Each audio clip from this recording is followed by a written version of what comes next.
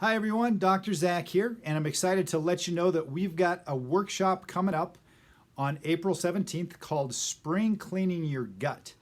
And we're going to be talking in this workshop about the major issues that people have with their gut and the problems that that causes. You know, your gut makes up about 80% of your immune system. So when you have gut issues, your immune system can fail.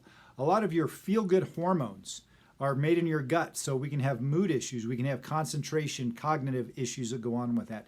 Neurotransmitters are made in your gut that actually help your nerve system communicate, so that as you're getting adjusted, we can make sure that the nerve information transmits from your brain to your body as effectively as possible.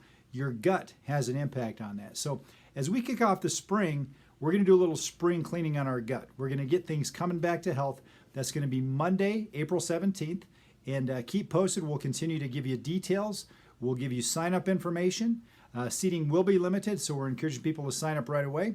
And I'm excited to see you at Spring Clean Your Gut coming up on April 17th. Until then, this is Dr. Zach. God bless you guys, and make today a great one.